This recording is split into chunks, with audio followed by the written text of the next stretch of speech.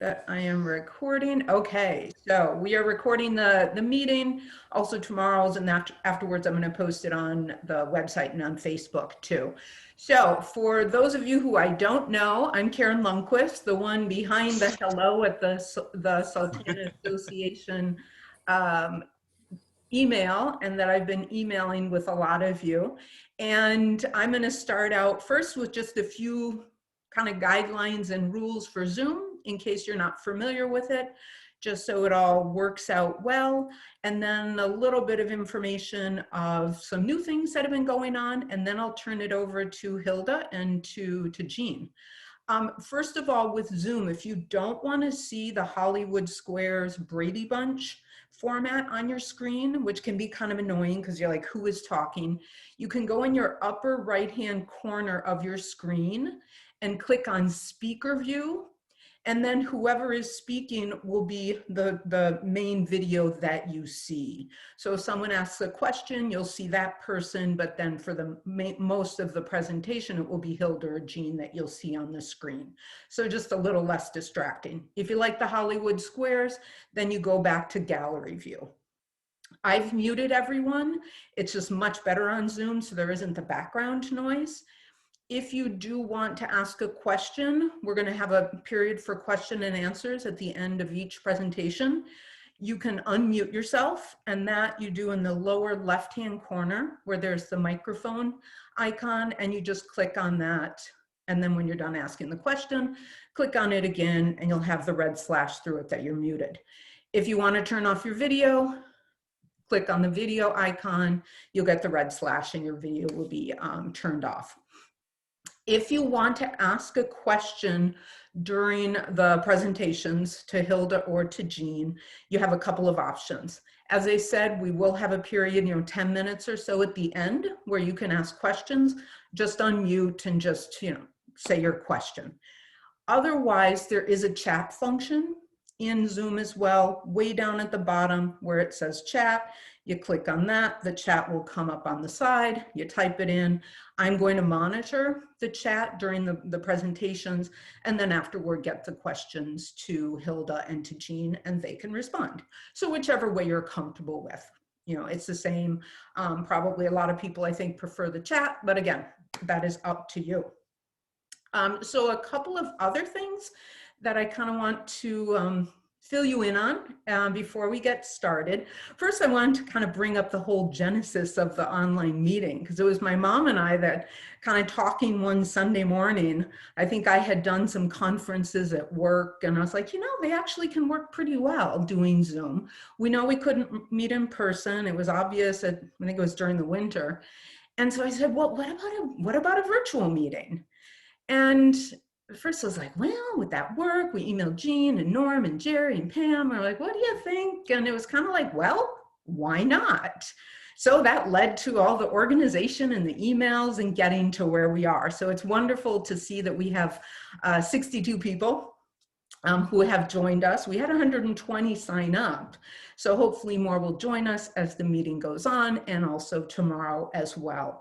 And even though there are drawbacks clearly to being in Zoom and doing things virtual, it's also wonderful and has great advantages of making things more accessible to people. And that's what I love, is that those who can't travel, who wouldn't be able to travel, who don't want to travel, are able to join us. And in that vein, as we were kind of thinking about, I was thinking about this and about just using Zoom and technology to kind of expand the Sultana Association and kind of grow the community. I was thinking, well, what about if we did another meeting during the year? Talked with Jean, with my mom, we emailed with Norm and Pam. We said, well, why not? So one of the plans that we're going to be talking more about is we will be doing a mid-year meeting via Zoom sometime in the fall, maybe October, November, something like that. So we're going to try to kind of expand the community and do more. So we're connected not just during the April meeting. Another thing I want to bring to your attention, in case you're not aware of it, is that I have been busy. Hold on. I have to show the right screen. Oh, shoot. I wanted to show the website. There we go. If you haven't checked out the new Sultana Association website, I highly encourage that you do that. I've been busy working with a designer. We've gotten a lot of information up there and it looks pretty fantastic. There is a page for news and events. I've taken some of Pam, the newsletter that Pam Newhouse used to write, and and published them on there. So we can also do family stories if you have pictures. I've gotten from many of you some really cool pictures and stories that we'd like to post on there too. But all of this, the Zoom meeting, the website, isn't free. And this is where I'm going to show you the next page is, we don't ask for membership, but, there is obviously a out-of-pocket cost for all of these all of these things, the website, the hosting, the Zoom and everything else. So what we would like to have you do is to make a donation, even $10. If each of you could donate $10 to the GoFundMe, that would cover the out-of-pocket expenses that I've had for the website, and also give us money to cover that in the future. And then I really want to set up a Sultana website store, our Sultana Association store, and where we could sell, if I can, maybe I can't show it, some t-shirts that have the Sultana Association with the cool logo we have, and sell them. That takes money to buy the t-shirts and get, a decent amount of stock. So again, $10 from each of you would be really useful so we can kind of keep this going and really expand the community and what we're doing. So that's my first part before I turn it over to Hilda and then to Jean. So with that, let me turn it over to Hilda. Hilda Koontz is our... Karen, excuse me, Karen. Norman was going to say something first. Oh, right now? Oh, okay. I thought that was because Norman is not going to be able to be with us tomorrow. He's got a prior commitment, but he wanted to talk a little bit before Hilda, if that'd be okay. Absolutely. Okay. So Norman, you're on. Got to unmute.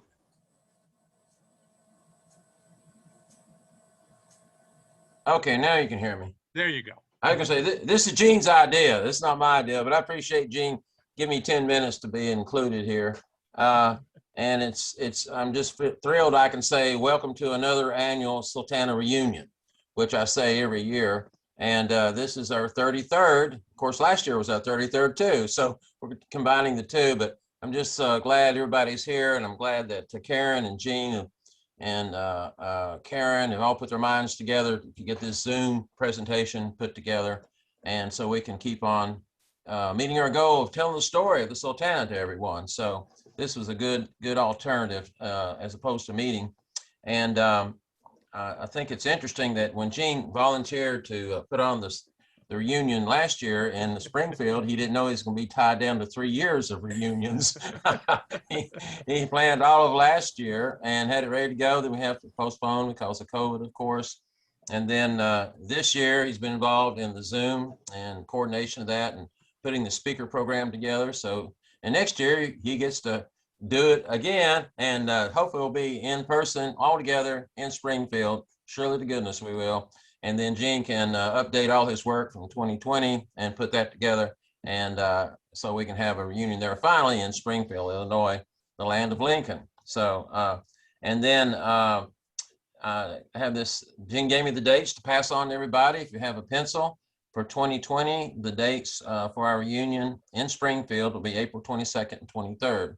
And of course, we'd like to try to tie in the reunion as close as possible to the date of the anniversary on April 27th. And also just a minute or two about the ribbons. Last year when I was helping, one thing I did to help Jean is to lighten us a little bit. I said I would do the ribbons since I was used to that and done it for several years and had the contacts.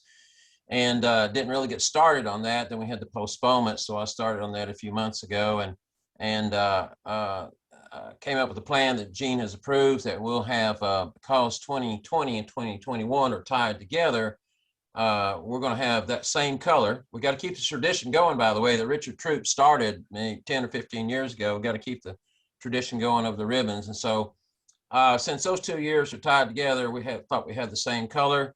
We like to have a different color every year. And that made sense to have the same color. And we'll have, they'll be dated to 2020 and 2021. And we'll have 2020, something about postponement due to COVID, and 2021, something about the Zoom meetings, some kind of appropriate wording. And then in 2022, we'll be back in Springfield, and we're going to use the lavender color that Gene had decided on, last year. See if I got this right, Gene. This is a original dress in the Lincoln Museum that Mary Lincoln wore. It's on display at the Lincoln Museum, and it has a lavender theme. So that's going to be our ribbon color for 2022. So there's that. I want to thank Penny Schloffler for finding this new company, because the company we've been using went out of business. And so Penny got online and found a good online company for us, so that it only cost $100 for 100 ribbons instead of 200 that we were paying, which we're probably overpaying a little bit. But anyway, she found a good company and we're working with them.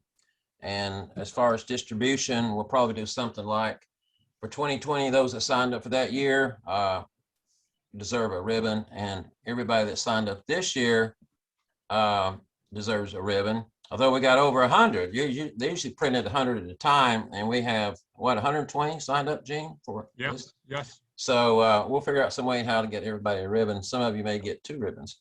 And then 2022, we'll be back in Springfield, and we'll just do our usual thing. So anyway, thanks for a few minutes. I look forward to a great presentation tonight. And tomorrow, Gene has put a good schedule together, and we'll move on to the speaker. Okay. Bye. Karen Hilda, then. or Gene, I have one question before we get started, and that is, we having anything on Sunday this weekend? No, nothing on Okay. nothing on Sunday, Art. So you're So good. it's just tonight and tomorrow. That is correct. Tomorrow Appreciate- afternoon at it would be 2 o'clock Eastern time, 1 o'clock Central time, and you got to figure out the rest of that after that. Okay, So- appreciate it. Thanks. Sure. Let me introduce Hilda then, Karen. I got a little write up here. Our next presenter is Hilda, and she actually contacted me. She wanted to do it live in person last year, and she's all ready to fly out. And she lives on the East Coast. She was going to fly out and do a presentation for us. And then of course we had the COVID scare. So, but she, I said, if you want to wait, you can do it next year. And she said, no, I'll do it on the Zoom. It'll be fun. So let me just tell you a little bit about our next presenter. It's Hilda Koontz. She holds an MA in counseling psychology from the University of St. Thomas in St. Paul, Minnesota, and has devoted nearly 30 years of her professional career. She started when she was like 5 people. She's only 35 years old, to counseling. She is a former reviewer for Consulting Psychologist Press and member of the American Counseling Association. Since 2001, she has been a frequent speaker for the National Museum of Civil War Medicine, the Little Bighorn Associates, and for numerous historical organizations, including the Civil War Roundtables of Chicago, which was the very first roundtable, and also St. Louis. So let's sit back and listen to a great presentation by Hilda. So Hilda, it's all yours. If Karen can somehow give you the mic, or if you turn it on yourself. I'm going to mute. Okay, let's see if we can get this to work here.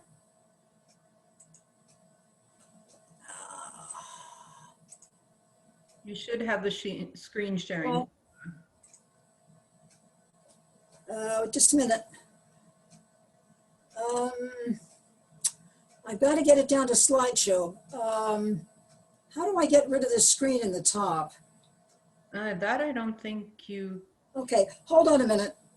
Technical difficulties, folks. Just a minute. Hilda, I think if you go all the way up at the top to that little thing that looks like you've got the save thing, Then Yeah. there's a backward arrow, there's a circular arrow, and then the next thing. Hit on that. Okay, hold on a minute, because there's something's obliterating the screen. Hang on a minute, guys. Oh, Just a second. Hold on a minute. okay. Well, Hold on. people Okay. understand this is our first time. There's a drop-down Yeah, menu. right above where it says insert, Hilda, there's that little thing that looks like, right above that, up, no, over to the left now. Hit that. Ah, There Thank you you. go. Woo! Okay. we are good. All right, thank you, folks. Okay, just a minute. All right. As you can see, IT is not my first skill, but that's all right. That's Karen's skill. She is the Zoom mistress.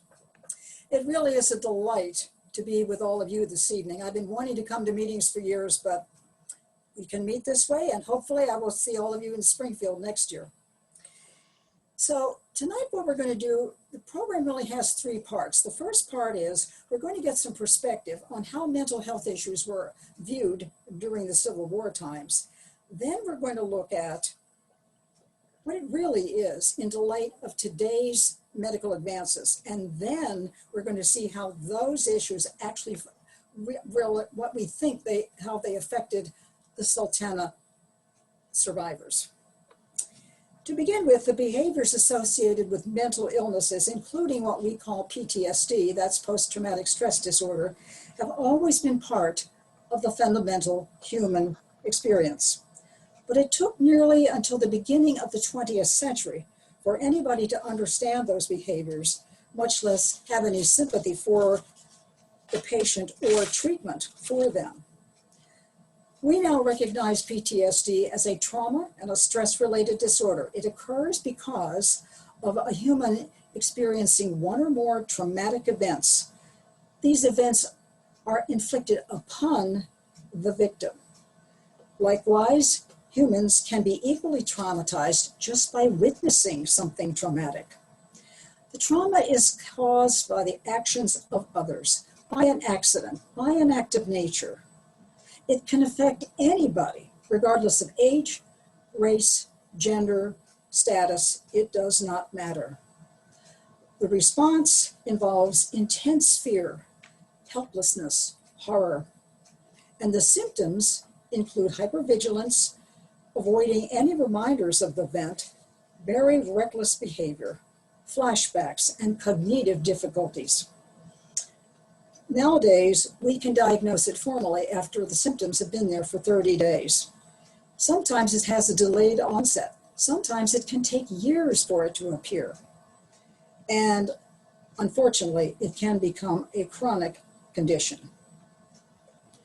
Early humans, of course, did not have this information, but they did observe the behaviors. And it's really interesting that the first time we have any written notice of this at all is in 5000 BC in the Mahabharata Chronicles of India. It's mentioned in the books of Deuteronomy and Job in the Old Testament. The Greek dramas are filled with scenes that bring voice to the trauma that their soldiers had. Likewise, Shakespeare wrote about it extensively. Now, before the 20th century, a mental health issue was generally thought to have two causes.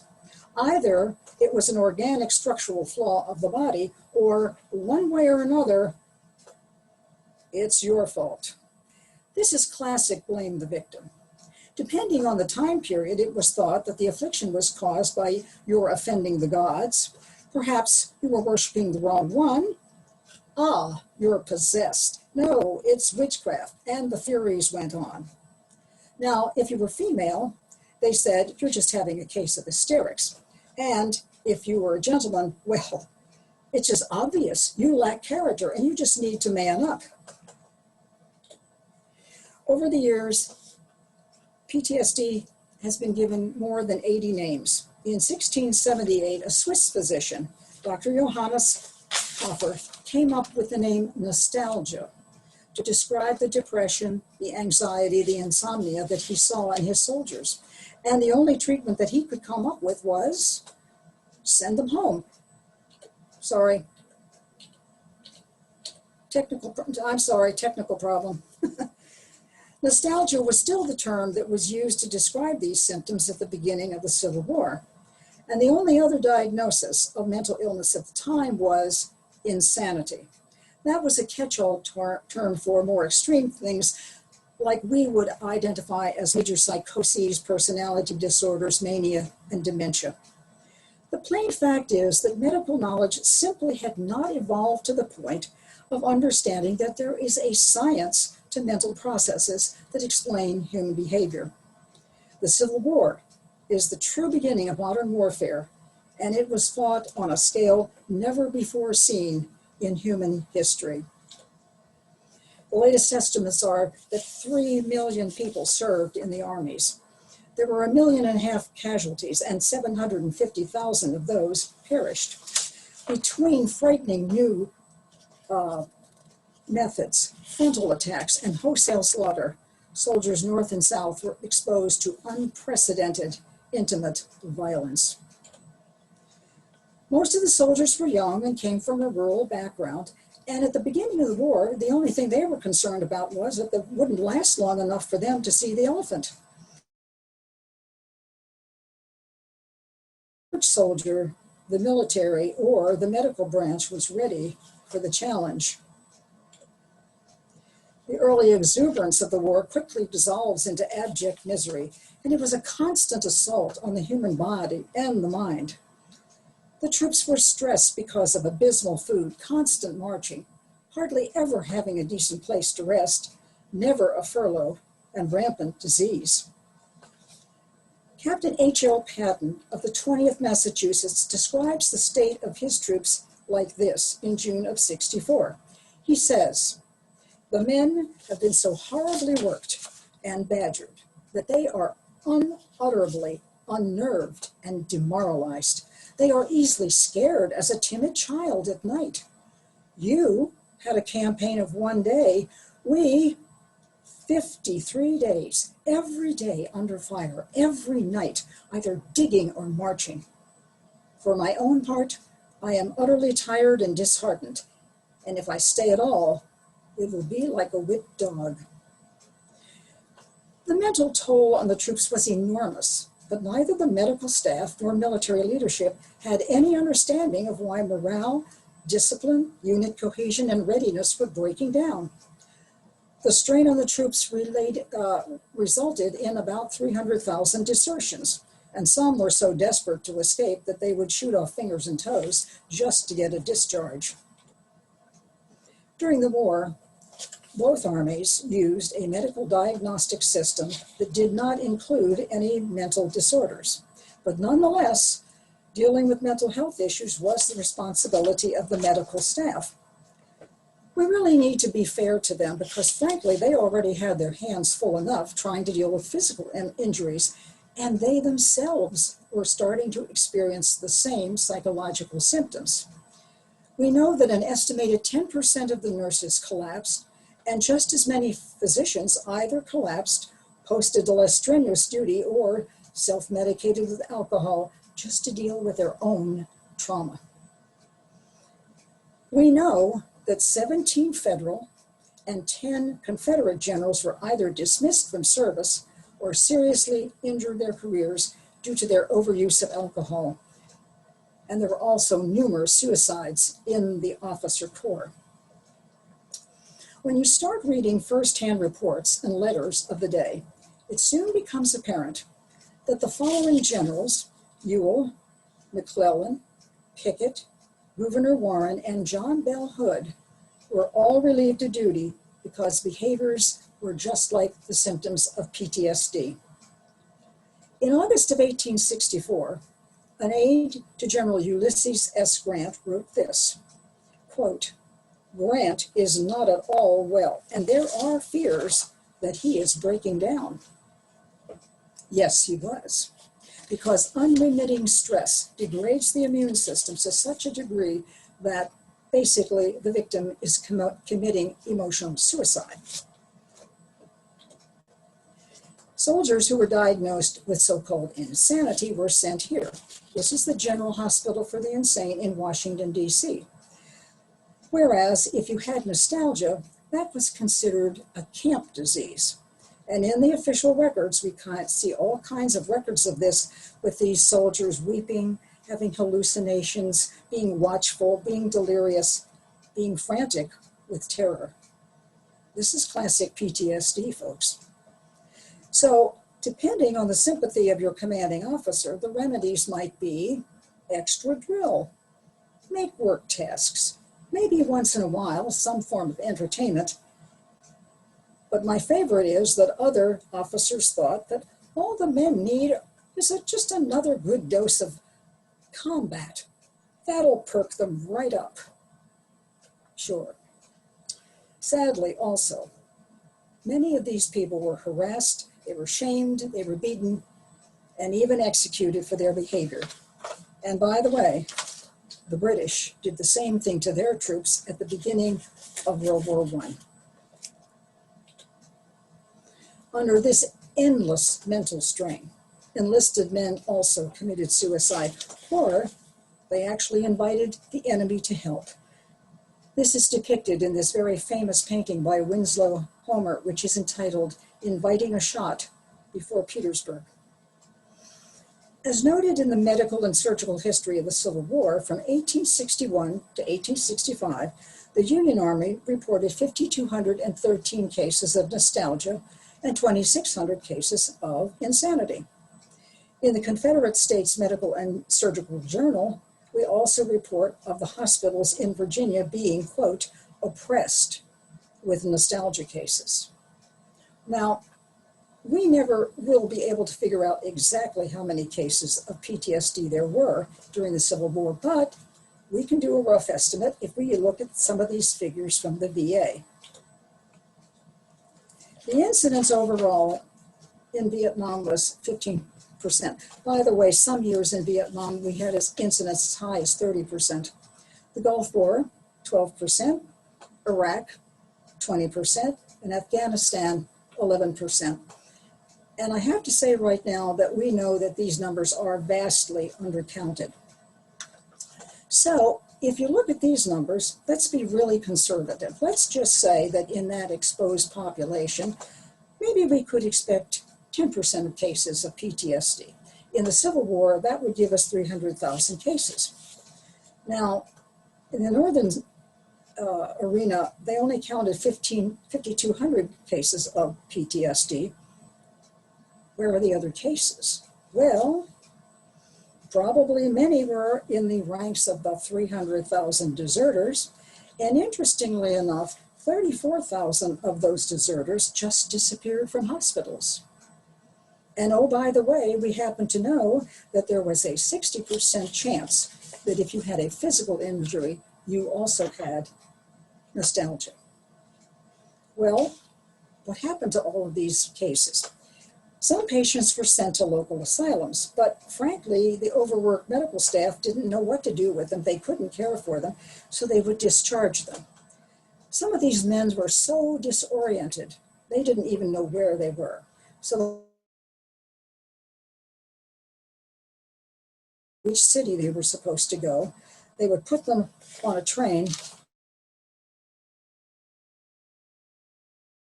Middle of 1863, there were so many mentally ill soldiers just wandering around in the North that there was a public outcry against the practice. The war may have ended in 1865, but untreated mental illness in the veteran population caused a huge strain on the society. Post-war, we see huge increases in the rates of domestic violence, divorce, suicide, general crime. And to make matters even worse, if a veteran had a mental health issue, they were denied their pensions, which resulted in even more unemployment, poverty, and vagrancy. In 1861, we had a total of 40 insane asylums in the United States, each designed to hold about 100 patients. This happens to be the asylum that was in Stockton, California, which opened in 1853. Excuse me. However, admissions to these asylums tripled between 1861 and 1870. By 1880, We now had 140 asylums in the US, which were supposed to handle 250 cases each. But by 1900, the patient load had increased to over 1,000 per facility. Also keep in mind that until very late in the century, these asylums only accepted acute cases. So chronically ill veterans were either sent to jail or to the poorhouse. And so-called treatment at any facility had disintegrated to a level so vicious that the only term I can use for it is obscene. Some years ago, there was a thorough study done of the Indiana Hospital for the Insane during the period. Over 51% of the veteran inmates either attempted suicide or did actually kill themselves. Mental health issues, alcoholism, suicide were also rampant in Civil War veterans' homes. This is a really wretched chapter, but the Civil War is a marker on the journey to understanding PTSD.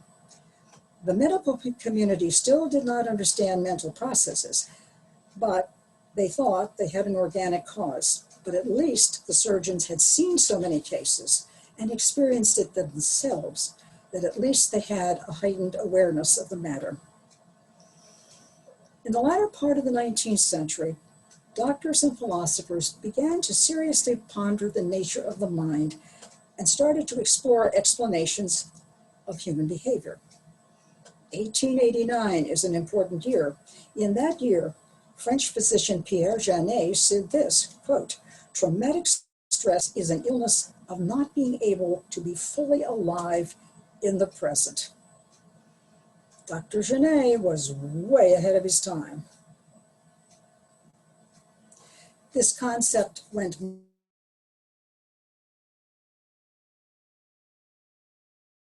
disorders are rooted in the unconscious. He says, this is called traumatic hysteria. It's caused by trauma. It's fueled by forgotten memories, and it's amenable to cathartic treatment. He said, hysterics suffer mainly from reminiscences, and thus we are nudged towards a psychological model of causality. In World War I, they referred to this ailment as shell shock. In World War II, it became known as combat fatigue. It was only after the enormous number of trauma victims during the Vietnam War and the lobbying efforts of those veterans that this condition was finally recognized as PTSD in the 1980 edition of the Diagnostic and Statistical Manual of Mental Disorders.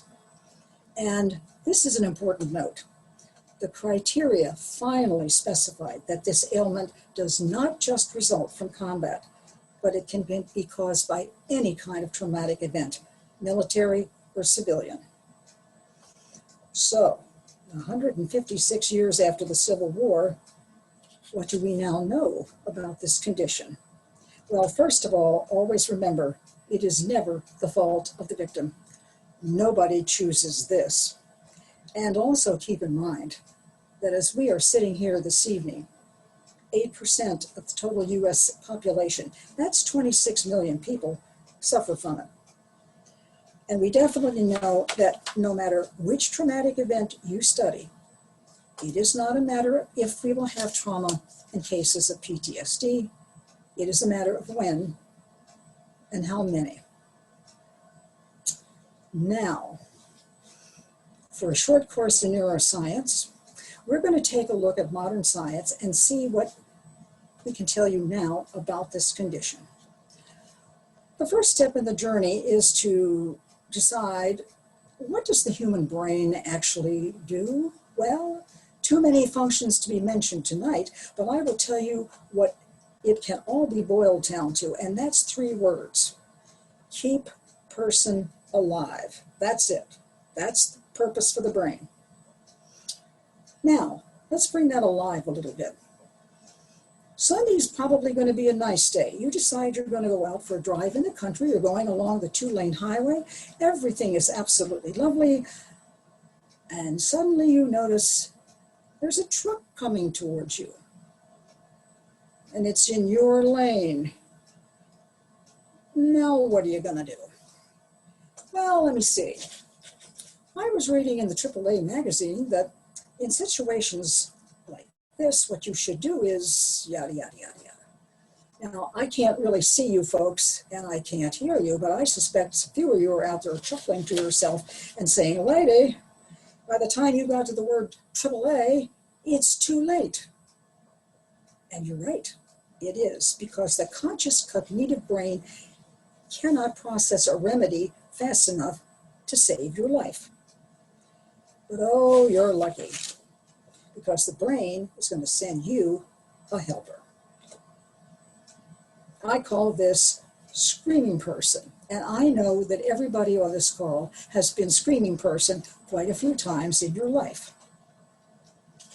This is a diagram of what we call stress response, and the popular press calls it fight or flight. In less time than we can measure, the brain activates the body's stress system and releases a flood of hormones.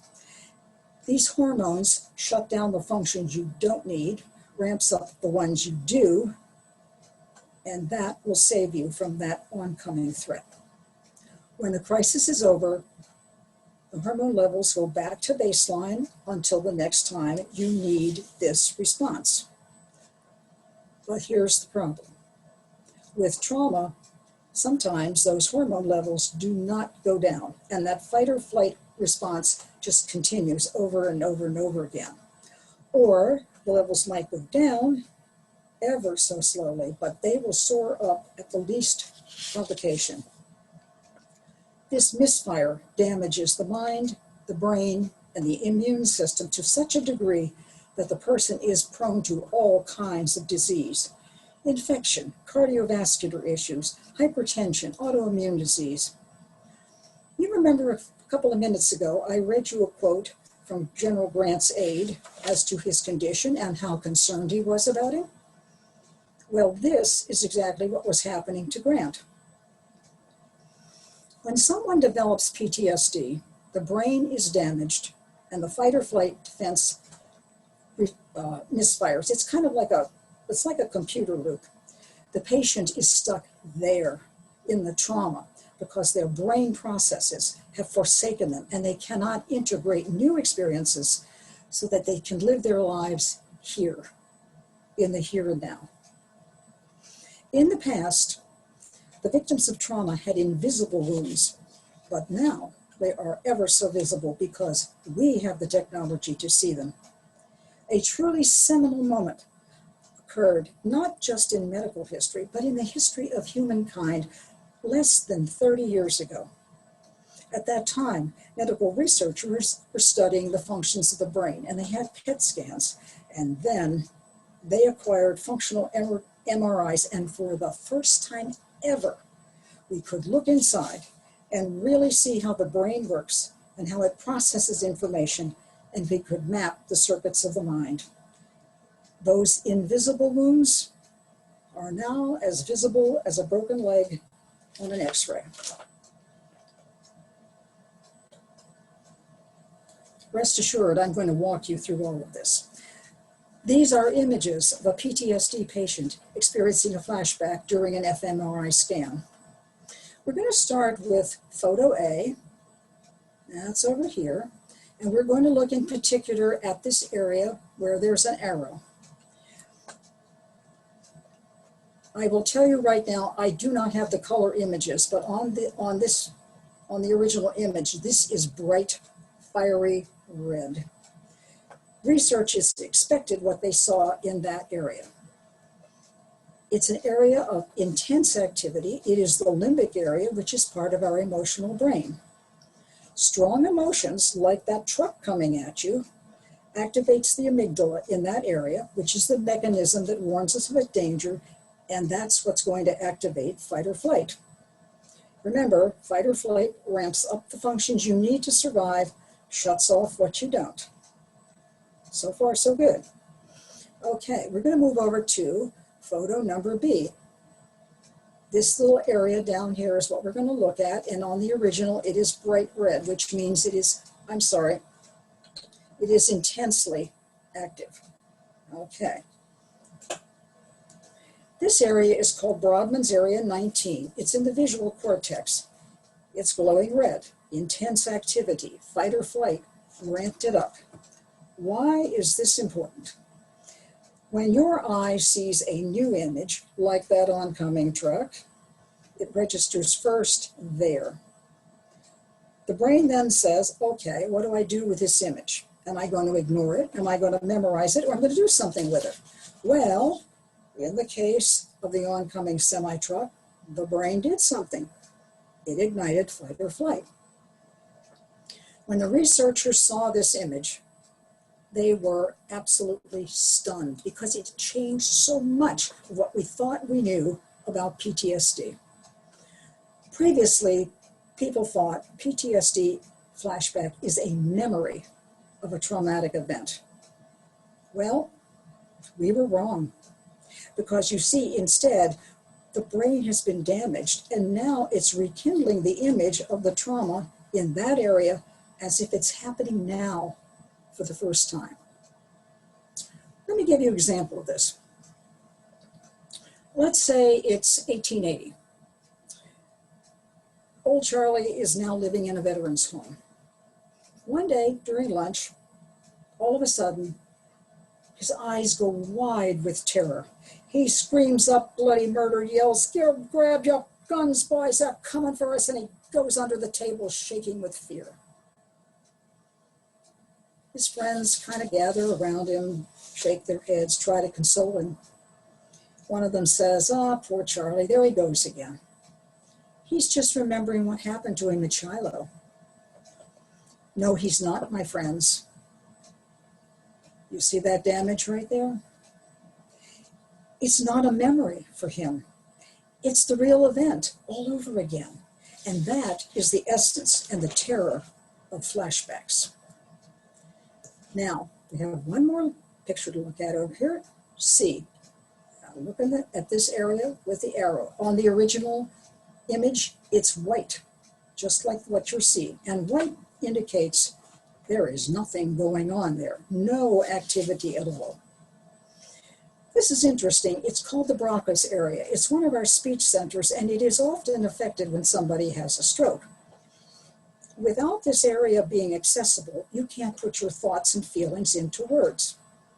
And so you say, well, why is that important? Because it gets implications for how are we going to treat somebody.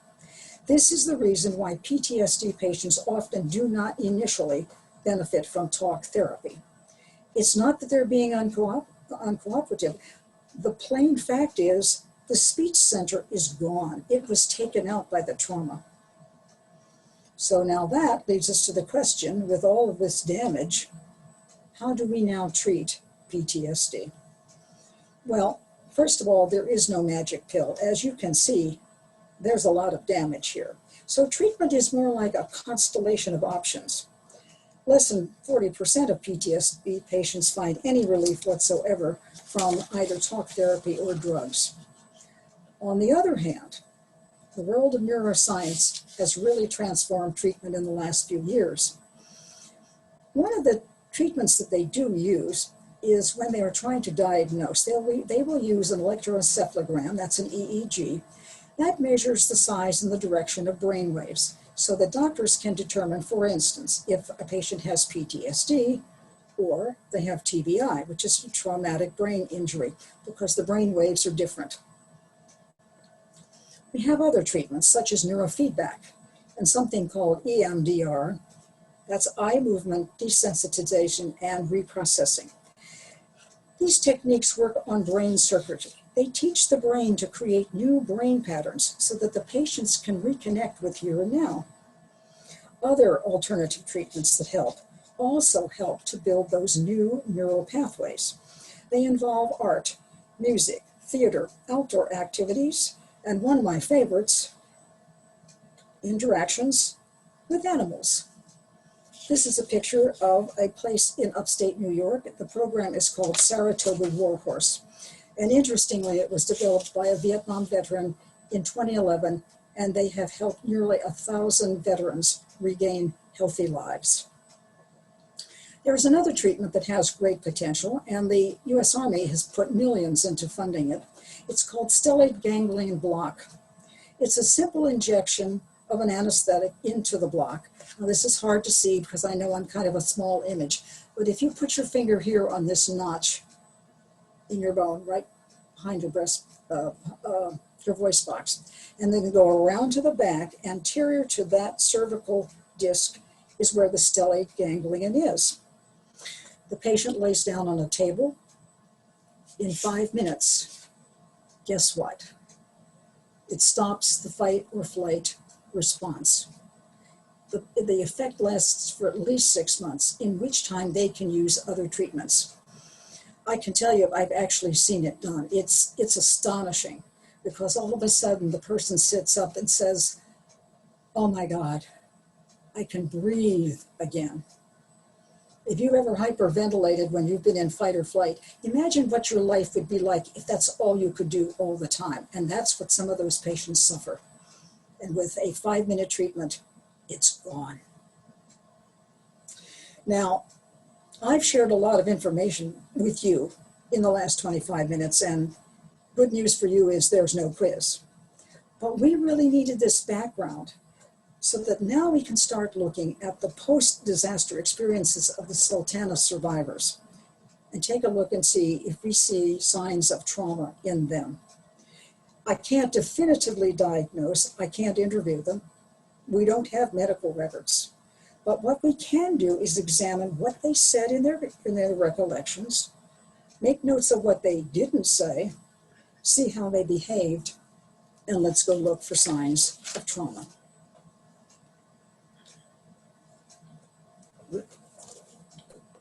For convenience, we're just going to bundle these into 3 categories. One is avoidance, the next is hypervigilance, and then there's distorted cognition, mood, and memory. With regard to avoidance, trauma victims will go to almost any length to avoid, remember anything that will remind them of the event. It could be a sound, a scent, weather events.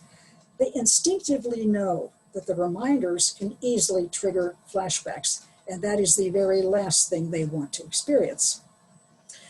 When Reverend Barry was assembling his Reminiscences book, we know that many of the men he wrote to just never responded.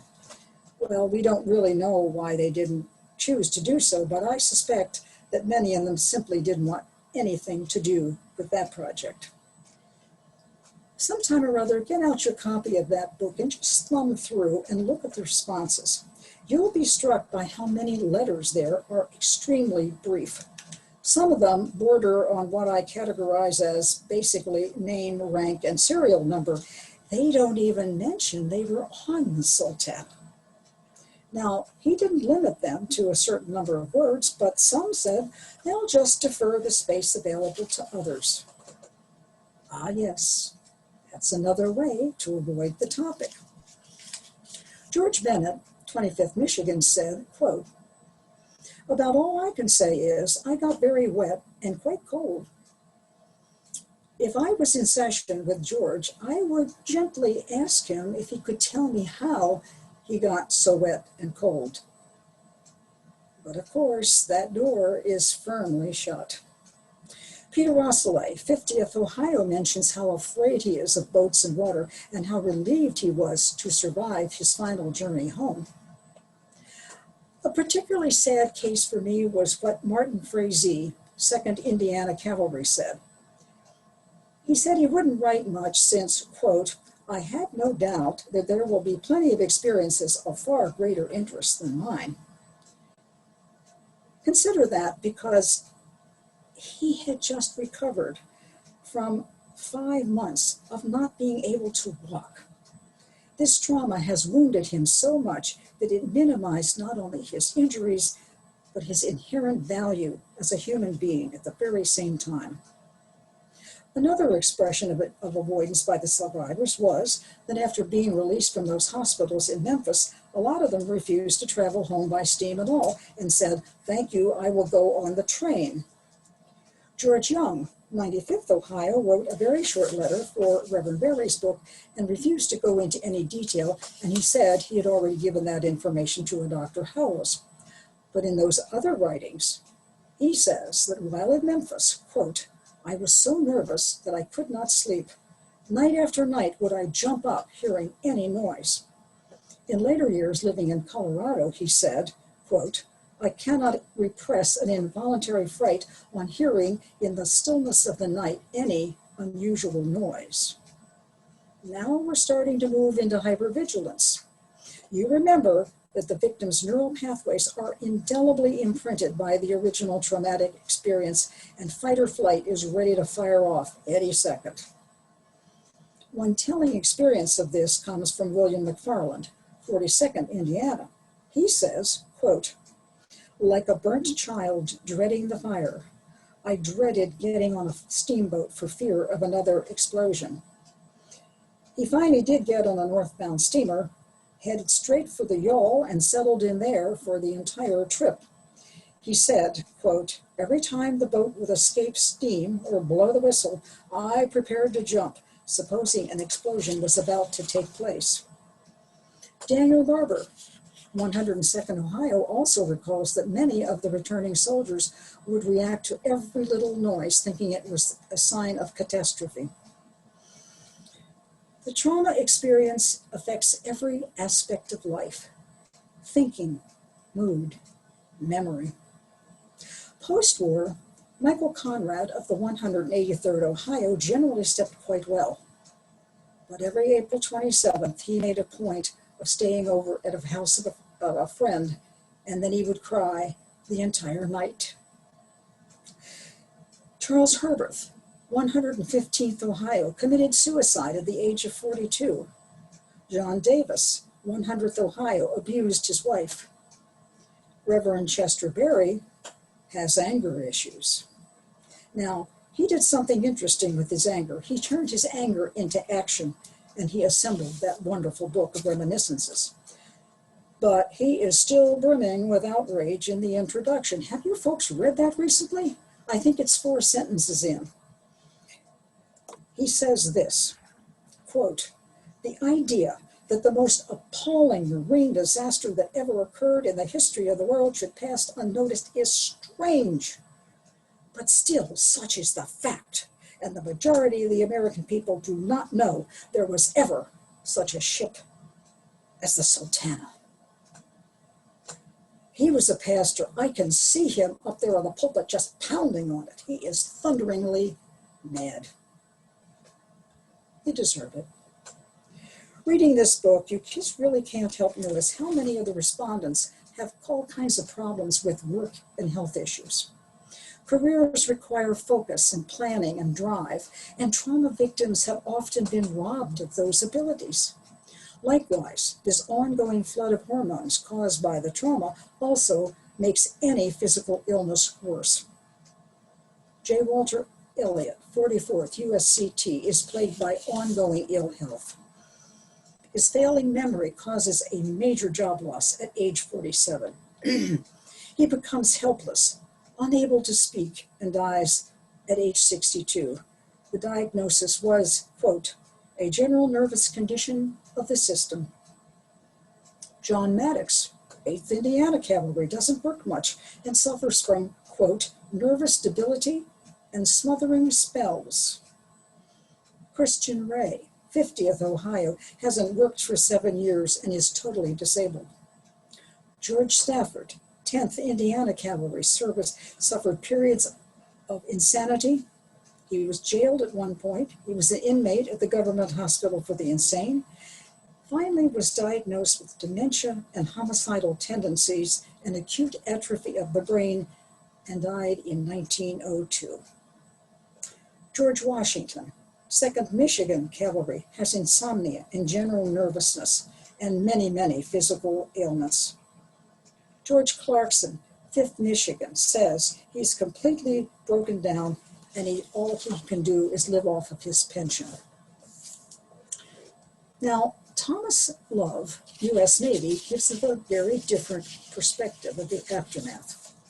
You recall at the beginning we said that even witnessing a traumatic event can cause mental distress.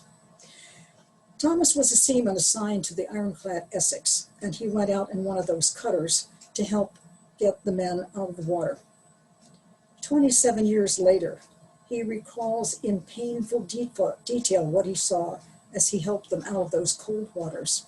He says, quote, "Pen cannot write or describe, tongue cannot tell, and mind cannot picture the despair. It was the most heartrending scene that I ever witnessed. I hope to never see the like again." That event is imprinted on his brain.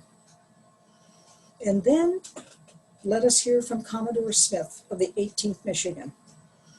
In my opinion, he was doubly traumatized in the disaster. First, he was obviously on the ship when it exploded. And then came what he called the hardest task of his life, the most heartrending task human beings could be called upon to perform. He had to help the most grievously wounded into the water to die, rather than to leave them on the ship to burn. He describes it in excruciating detail, and then he says, quote, "My heart now, even after 27 years, nearly stands still while I write this story." Undeniably, the survivors of the Sultana were traumatized to varying degrees. Remember, it's not if we will have cases of PTSD, it's when and how many. The heavy price of PTSD is that in addition to all the unfathomable symptoms that must be dealt with, there is a war of self-loathing going on inside the individual, and no one is coming to help. Here is a photo that I know everyone is familiar with. It's the reunion picture of the Tennessee Sultana Survivors Association, which was taken around the turn of the century. Everyone's first impression of this picture is, they say, "Boy, there's a grim, determined group of men." Well, that's understandable, because after all, their early lives were forged in fire and horror beyond belief. Then they banded together for their common good, for an additional pension, possibly for a monument, and mostly for recognition of their unbelievable sacrifice for this country. None of which they got. But I see something different in this photo, something rare and priceless. I know that when they gazed into each other's eyes, it was a moment they knew that they were totally understood, they were totally accepted, and they were totally appreciated. Wives, parents, siblings, friends, children can sympathize with their suffering, but only a fellow survivor of that unique event could empathize. And that is healing.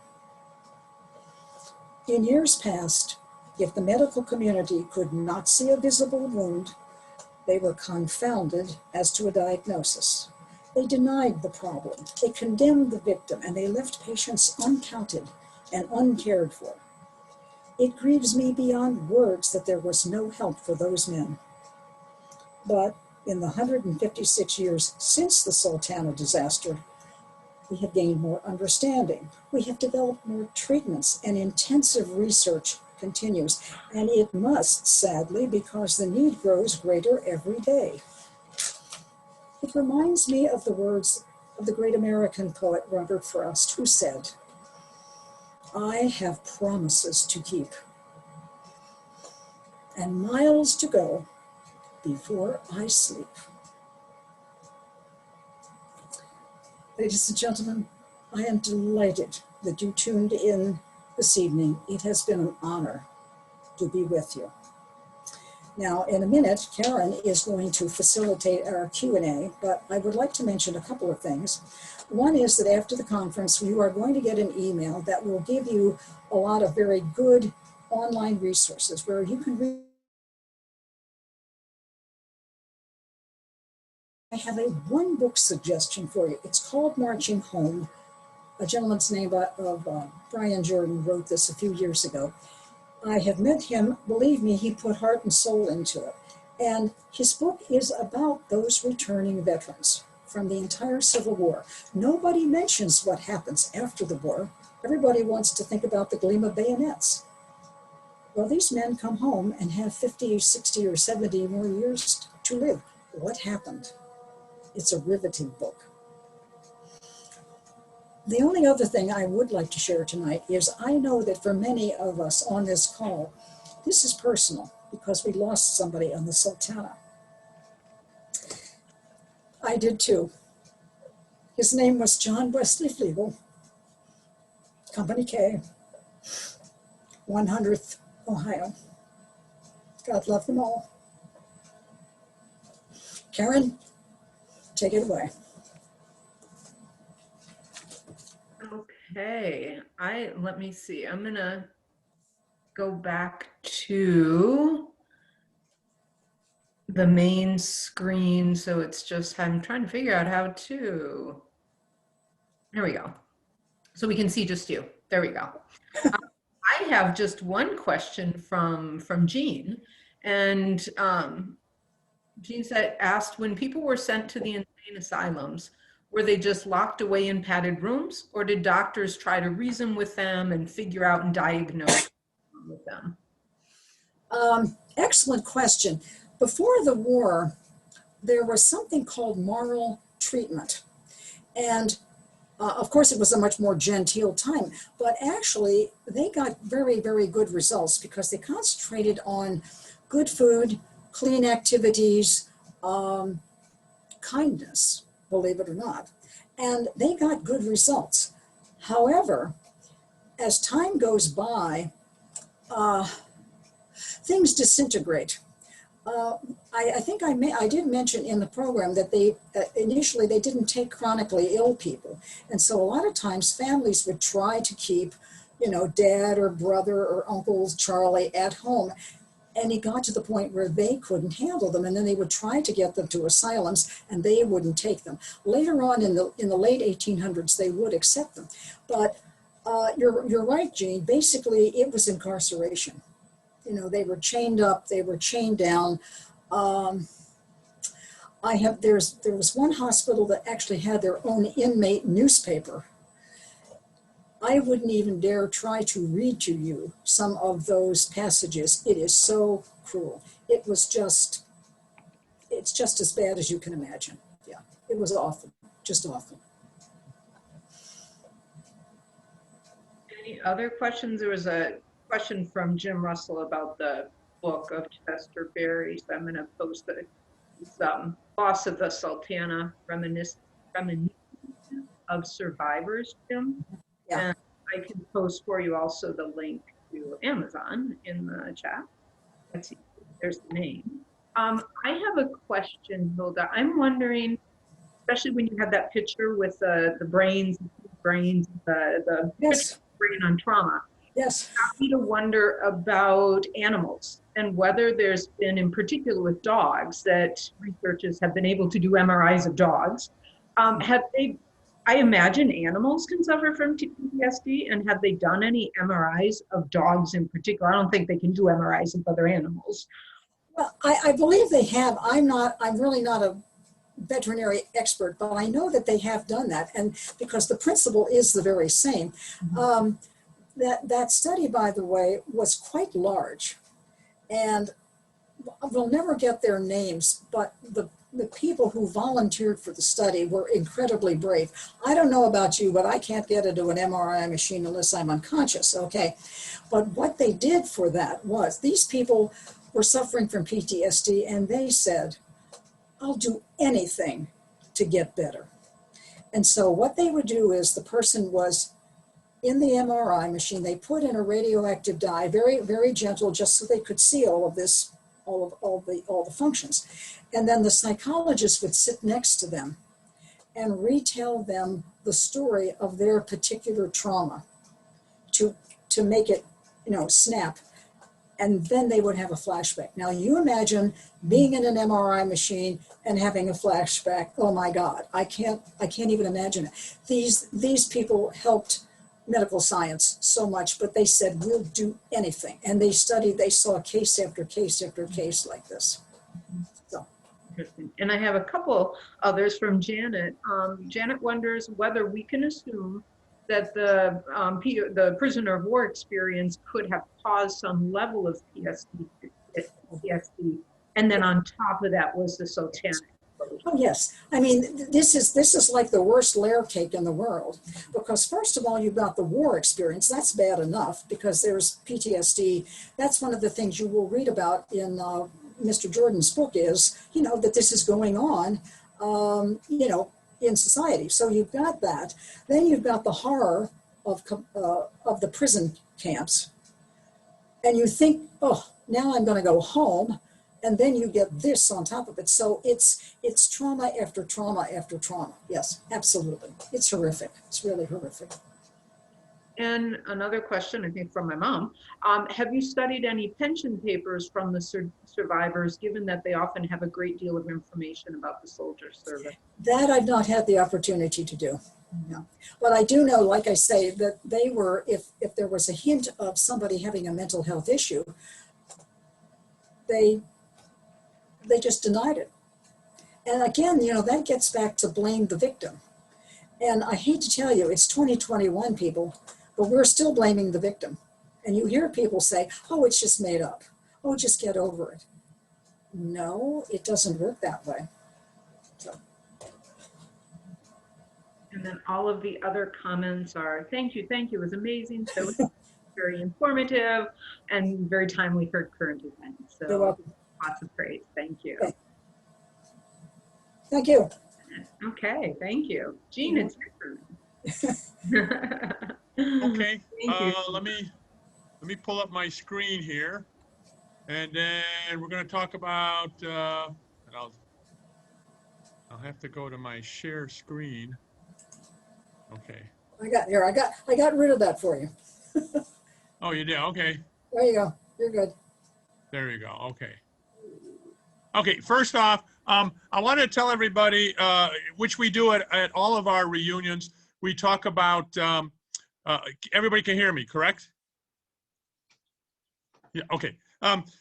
We talk about people that have written new books. Well, one of our people who's on tonight, Mike Joslin, he wrote a novel, but believe me, people, he spent, I don't know how many years and emails back and forth to me to get this book as historically accurate as possible.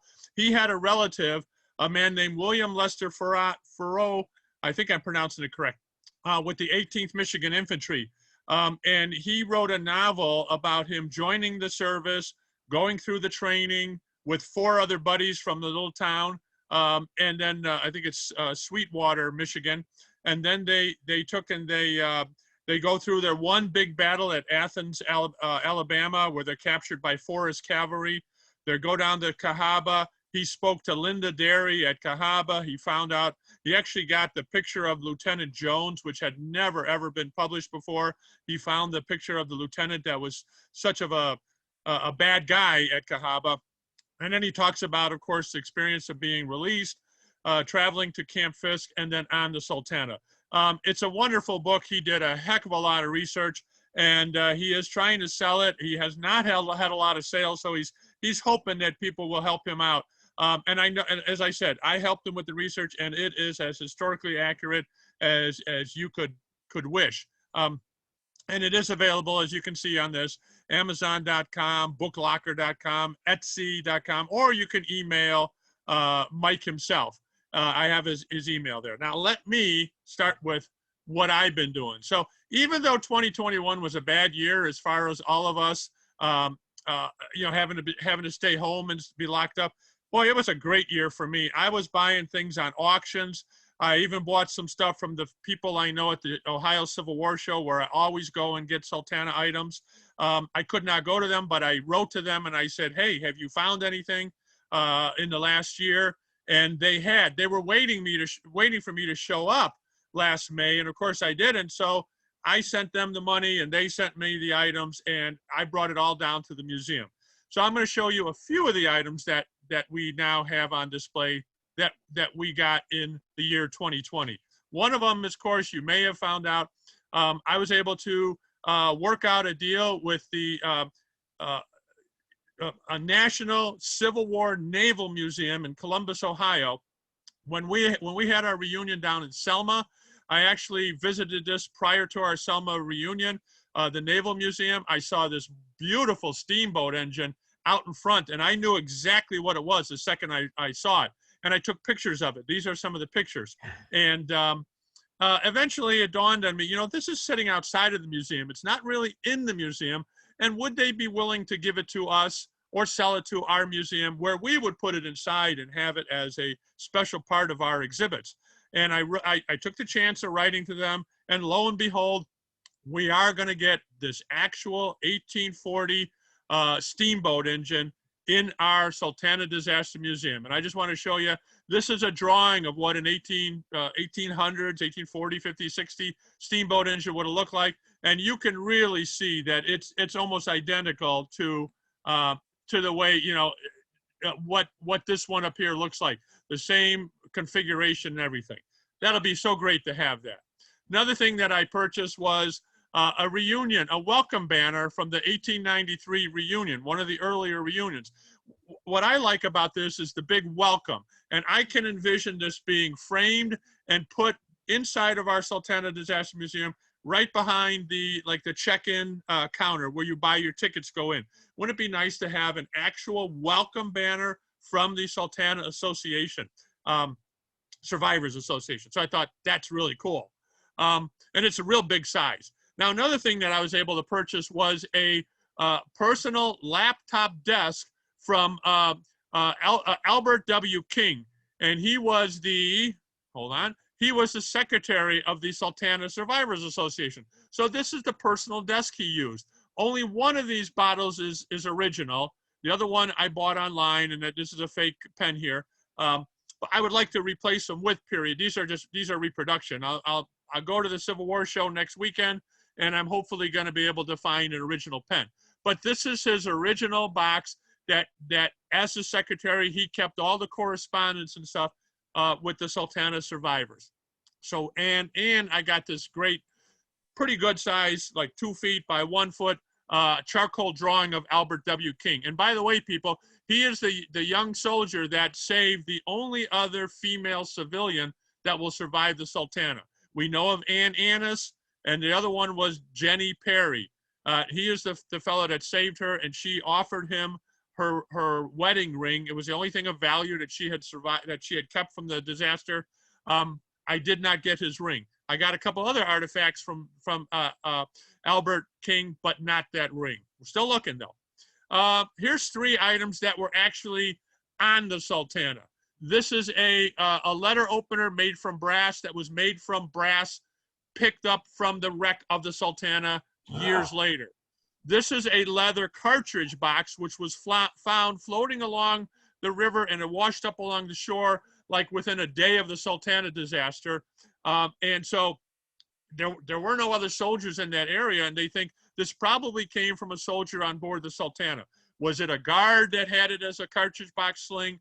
Was it one of the soldiers taking it home? We don't know. There are some initials on there, but they're very hard to make out. But so this would have been on the Sultana. And this is a hook here, which I've said a bundling hook, but really it would have a wooden, like a small dowel through here. And this you could use to hook onto a bale of hay and maybe help move the bale of hay or the bale of cotton onto the boat or around the boat. So this was also picked up from the garbage pile on Hen Island where the Sultana had sunk. And so it had been on the Sultana also. This box here was used by William Fees or William Fies. He was the adjutant of the Sultana Survivors Association. And we have some letters with his letterhead. This box was actually made out of wood from the Sultana. And the way we know that is there was a letter that came with this written by George Young, who Hilda had mentioned, who left a reminiscence. But this is George Young here, and he wrote, and you see down here, he says, William Fees of Marion, as you know, he was a cabinet maker by trade before he entered the war. He made a box from the wood of the Sultana, and the box was then used by him to store correspondence and forms needed by the Ohio veterans who had survived the Sultana explosion. And so, ladies and gentlemen, this is the box that was made from the wood from the Sultana, made by cabinet maker William Fees. This is a beautiful, huge, probably like almost 2 feet by 2 feet, hand embroidered Sultana Survivors Association flag, I guess you could call it. And it was made by the daughter of Samuel H. Rodabow. In our attendance is Rick Anderson. He is a descendant of Samuel Rodabow. This was made by his daughter. In fact, she put her initials in the corner here. And when they framed this up, they actually turned the corner over so you could still see her initials. But this is a hand embroidered, and it would have been used at probably one of the early reunions before they, started putting up American flags with the writing on it. This here, I purchased, not Sultana related, but it is steamboat related. It is a stereo optic card. It has 2 views here. What you would do is you would put this on this little stick. You would put your head up here and look through these 2 magnifiers. And what you would see is almost like a 3D image of this thing here. What makes it important, people, is this is the only known image I have ever seen of an actual steamboat whose boiler has exploded. And just like the Sultana, the smokestack has fallen down and crushed the upper deck down onto the lower deck. Now, of course, in the Sultana, the second deck would have been covered with sleeping soldiers, as well as this upper deck. And when the smokestack fell on top, now in the Sultana, they said it fell right in the middle where the bell was, where the 115th Ohio Infantry guys were. But that took and it crashed the deck and crashed that deck down onto these sleeping guys here and trapped them. So when the boiler started burning and the flames came up, these guys were trapped underneath this deck. So this is the only known photograph of an actual steamboat that has exploded. You've seen drawings, you've seen paintings, but this is an actual photograph. So I thought this was great for our museum. Of course, I did finish my 14-foot, my second 14-foot boat of the Sultana. This one, of course, is after. We had the before, now we got the after. One of the smokestacks has fallen backwards. One of them has fallen forwards. You notice it's not black smoke coming out of here because the boilers exploded, which was a steam explosion.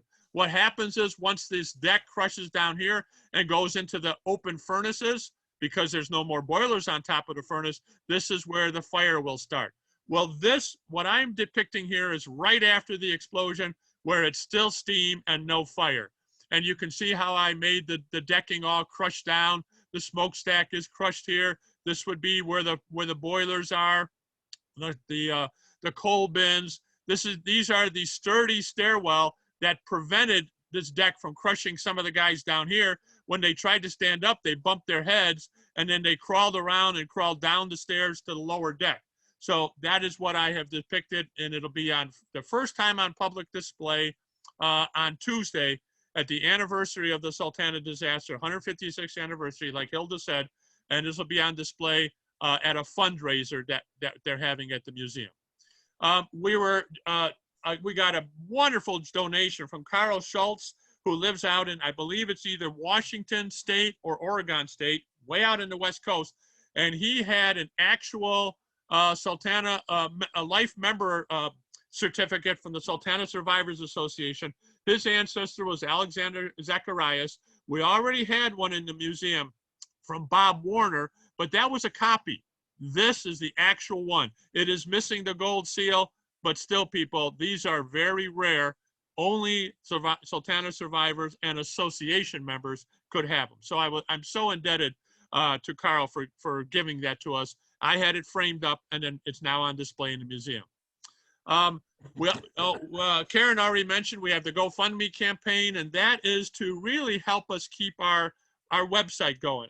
I believe it costs about $25 or $30 a month to keep the website going. So if everybody could just go into the GoFundMe and pitch in about $10, that'll help us keep our association going, our website going.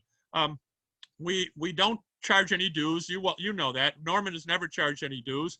And so this would be a nice way to keep our website going. Pam originally did not charge anything for our newsletters, and then eventually, as postage went up, she charged a little minimum. So you could sort of think of this as sort of being charged for postage.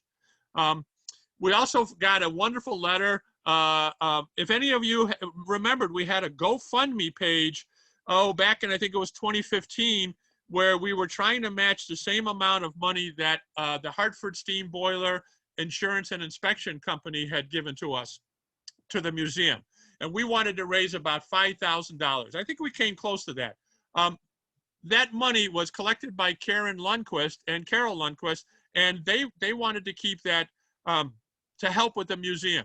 Well, recently on sale came this letter from this man, Adam Bond, who was writing from Cahaba prison. This is only one of 10 letters known to exist that were actually written in Cahaba. So they were able to buy not only the letter, but the envelope that it came in. And on the opposite side of the envelope, it says that it's been approved by the Confederates, you know, that he's not giving away any secrets or anything like that. It's a wonderful letter. They are going to donate. They used the money from the GoFundMe campaign, the earlier campaign, which again, they collected to help out the museum. This is an earlier photograph that I had of Adam Bond. So the photograph will go with the letter and the envelope, and they are going to donate it to the museum, and it'll go into the section of the museum, which will talk about the prisoner experience, not the Sultana experience, but the prisoner experience. So that was a great find. One of only 10 letters, and we now own one of them for our museum. Now, what is our museum going to look like? Well, ladies and gentlemen, this is what we just recently got from Hazlip Studio. You can see the date of April 8th, so it's only a couple weeks old. Our current museum is off to the right here, across the railroad. You take this military road, you go across the railroad tracks, and our museum is on the other side. A very small museum, about 1,000 square feet. We have going to build our museum in this building here, which is a 1938 old gymnasium / auditorium used by the Marion School District. There's a school across the street over here. People don't ask me, you know, why Marion did this, but every time their kids had to go to the gym or the auditorium, they had to walk across Military Road, which is a busy street. Don't ask me. Well, they finally got funding, and they were able to get, they're going to build a auditorium gymnasium on the back of their school, which left this building available. It's 15,000 square feet, and we are going to add about another 5,000 square feet out in front of it here. I think this is 17,000. So altogether, we're going to be about 22,000 square feet, right in the heart of Marion. Here's City Hall. Here's the City Hall parking lot. The library is right here. So this is right in the heart of Marion. This is what artist's conception of what it will look like. Here is that Military Road. The railroad tracks are going to be way over here. And they want to build it with the smokestacks out in front to give you the idea that this is a steamboat museum. Oh. Beautiful, beautiful design. On the side of it, again, here's that Military Road. This is the side. The parking's going to be behind it. They're going to have, because it is an iconic 1938 building, we want to really keep it looking the way it does right now. It is such a beautiful architectural design. Keep it the way it is. Add on this front section and this will be our main entryway. So this is what it's going to look like. I'll tell you about these flags. These flags, we're actually going to have, I believe it is 22 flag poles up representing flags from all the states of the people that were on the Sultana. The Spikes family from Louisiana, the Ohio soldiers, the Tennessee soldiers, the Kentucky soldiers, the 3 or 4 people from Illinois, the one from New York, the one from Pennsylvania. There were, James Cass Mason was from Missouri, so we'll have a Missouri flag. So all the states that had anybody on the Sultana will have a flagpole with the 22 different state flag. And we have the one American flag because we had 3 guys from the United States Colored Troop. They were officers in charge of black soldiers. There were no black soldiers on the Sultana, but they were 3 colored troop officers, and they will be represented by the United States flag. Now, we are going to have alongside here, again, this is Military Road. This is the side drive. The parking lot is behind here. We're going to have a memorial walkway here that as you walk from the parking lot alongside the gym and go in the main entry here, this is going to be paved with what we hope all of you and all of your ancestors would want to buy, and that is memorial bricks to commemorate your ancestor. And we will be selling these, not yet, we're not selling them yet. So don't send any money. But these are some examples that I put together. They can have up to 20, I believe it's 22 characters on 3 different lines. And Pam Newhouse, for you, I put Adam Schneider down here. For our friend in Washington, Oregon, here's Alexander Zacharias. Here's the Spikes family. They had 8 people, they had actually 9 people on board. 8 of them died and only the one son survived. So we will be selling a regular size brick for $250, and for $500 you get a double size brick. So it'd be a little bit bigger. You could have, you know, maybe a little bit more if you want, you know, 6 lines instead of 3 lines. Don't send any money yet. I will let you know when these are available, but it is something that we will have. And again, they will line this walkway, and people walking, you can find your ancestor, and other people can see the ancestors too. When you walk inside, this is going to be our lobby. We're going to have my 114-foot model, and then you would walk down here and go into the main entry area. We're going to have a theater in there so we can put on Sultana conferences where we have guest speakers. Maybe Hilda would like to come here one time and do her presentation for people at the actual museum. We're going to have a gift shop off to the side. I hope that somehow we can put our welcome banner behind the people here selling the tickets. The actual museum, again, you walk through here. Here's the 14-foot model. Here's the little store. Here's the theater. Restrooms will be available if you've been on a long bus ride, and then you actually enter into the exhibit area. We're going to have a temporary exhibit where we can change things. One time, maybe have dresses from women in the Civil War, or like the Abraham Lincoln Museum had in Springfield. They had dresses of the first ladies. So Jacqueline Kennedy and Pat Nixon, all the first ladies' dresses are up here. We'll have a classroom. We'll have administrative rooms, a library where people can do research. So we're really trying to make this an experience for everything and everybody. An example of what you would see as you walk into it, you're going to go into an orientation theater. From the orientation theater, you have the importance out here of Mississippi River travel. Why were steamboats so important? Why was the Mississippi so important? Down here you have the building of the Sultana, and talk about the first 2 years. Then you would walk into the experience of what it was like to be a soldier, see their weapons and everything, and what it was like to be in prison. And this is where that letter by Adam Bond will be. You walk then into this area here, and you're talking about Camp Fist. The guys have been released from prison. They're waiting to go home. They're writing letters home. Some of the guys will write letters home, and as I call them, their last letters. Benet Fusilier, if I pronounce her name wrong, I'm sorry, Benet. She just bought a letter from her ancestor that was written at Camp Fisk. He did not survive the Sultana, Aaron Waterbury.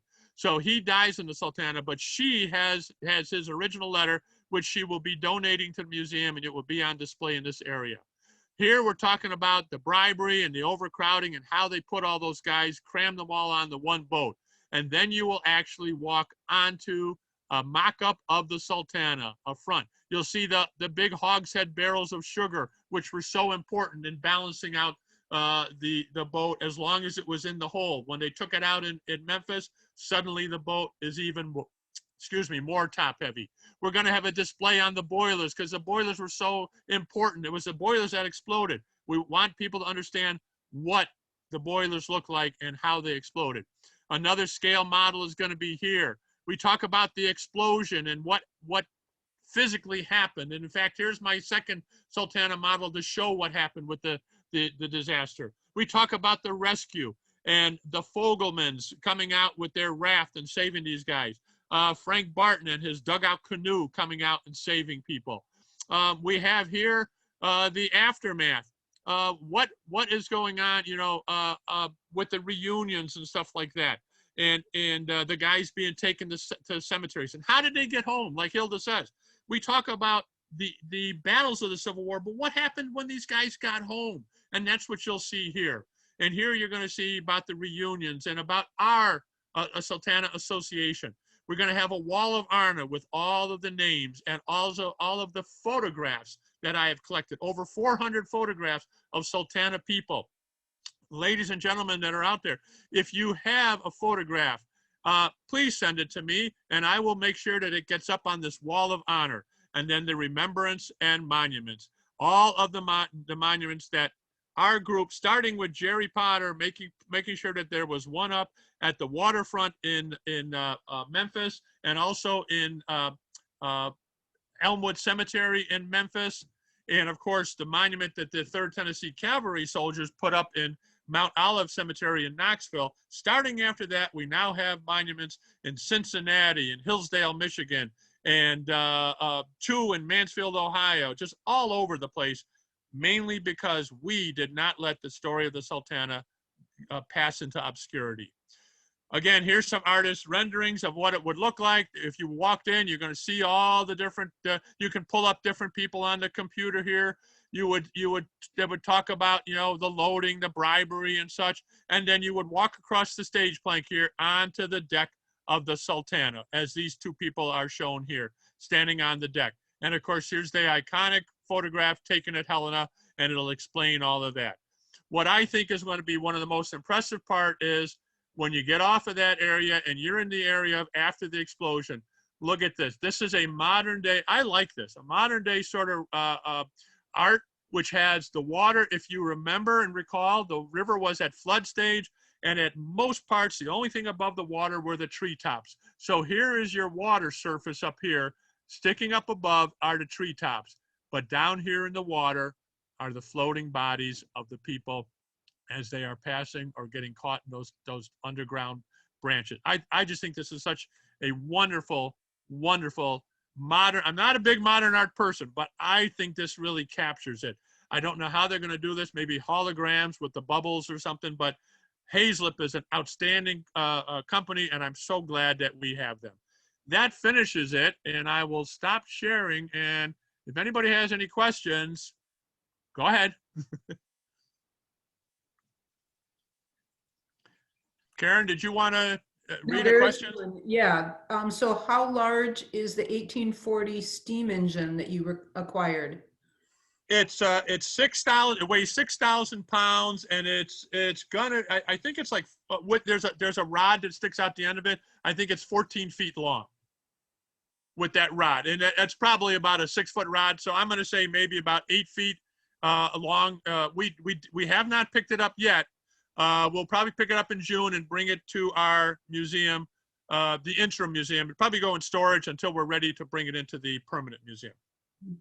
And what is the date for when the museum will be finished? John Fogelman is on board here. I believe we're trying sometime in 2023. It would be nice if we could do it in April of 2023 around the anniversary, but we may be like more in the summer, June or July, but again, a couple more years. And another question, is it funded to completion? Not yet, not yet. In fact, tomorrow, the Marshall brothers, Mike and Mark, are going to show a wonderful 20-minute video that they put together about the Sultana Disaster Museum, a tribute in the making. And they will talk about, and John Fogelman, who again is an ancestor of John Fogelman, who saved so many of the Sultana people. He is going to be talking more about the funding and everything, how much we have and how much we need. So I'm not going to give his good part away. That's the end of the questions I've got here. Okay. If anyone has any questions that they want to ask. Okay. Well, we will, and again, the Sultana Disaster Museum will take all donations, whether it's $10, $20, $1 million. That, you know, if anybody's got $1 million sitting around, we'd love to take it. You know, but yeah, that'll all be explained tomorrow. And again, the Mike and Mark Marshall are going to show us a great video tomorrow. And Karen, there's one more question from Linda Shaw, all the way from Alaska, our cousin Linda, for Hilda. Is it funded to completion? I asked that one. No. Where? From when Hilda's talk. Oh. Can I read it? No, we got that one. It was the prison one. We got that. The slower degradation of the prison experiences? Yeah, we did. Okay, sorry. That was when you dozed off, Carol. I know it's that. past your bedtime, so. Didn't think her question got asked. Well, and Karen, I don't know if you want to mention about tomorrow, so everybody tunes back in. Sure. So tomorrow we'll be back on at 1 o'clock, and it's 1 o'clock until 3 more or less. As Jean was saying, the Marshall Brothers will start out with their video. Then there's the video, the drone video that Brandon Ford did. And then John Fogelman will be talking about the museum. And isn't that all that we have? I have to. And then I'm going to talk about the first 2 years of the Sultana, but Jerry's going to say a little bit something. He's been working on a project, so we want to get him recognition. And I believe that may be all then. Aaron, that'll be 1 o'clock East Central Time. Central Time, yes. All right. Central time, yeah. 2 o'clock Eastern Time. So Right. yes. And we're going to finish up with a semblance of the traditional candlelight ceremony. Right. Yes, that's right. Which we Yeah, always we should mention that every year, I don't know how many people on our screen here have attended an in-person reunion, but every year, well, Pam, when we first started out, Pam would read the list of soldiers. Well, let me go back for just a second. At all the reunions, they used to read the names of the people that had died that previous year. Well, Pam started reading the names of all the soldiers because by the time we started doing these reunions, everybody was already dead. And then later on, Pam came up with a wonderful, wonderful idea where we would have one representative of a family stand up there and light a candle, and then we would go down the line and you would say who your ancestor was. And, you know, don't say whether he lived or died, just say, you know, William Fiddler, 6th Kentucky, Major 6th Kentucky Cavalry. And then you would go on to the next person. They would say their name and the next one and the next one. And then Pam would ask and say, those of you that had a relative that died on the Sultana, please blow out your candle. And it was just eerie, and it gave you goosebumps to see half the people would blow out the candles. And then we would say, okay, the rest of them are survivors, but now they have all passed away. So could you now blow out your candle? And then everybody, and it's just a really touching ceremony. So we thought we would try to do that tomorrow at the end at near 3 o'clock. Have everybody, if you can get a little candle and a lighter or a match and light it and hold it, and then and it can be, you know, you don't have to say if you know 2 or 3 people are here from the you know, like Carol and Karen are both from the Garber family. They could both hold candles if they want. Everybody can hold a candle. And then if you had a relative on board that died, please blow it out. If not, wait a little bit and then we'll blow it out. So it'll again, I think it's just going to be moving, and it's continuing that tradition that we have done always before. So, okay. Oh, there's John. Yeah. John just made, he says the event on Tuesday is not a fundraiser. I'm sorry. It is a kicking off the capital campaign kickoff, which is what it is. Right. Well, actually, we've been fundraising for the last year and a half. So it's not the fundraising kickoff. We've already got some money in our coffers. We're just hoping for a lot more.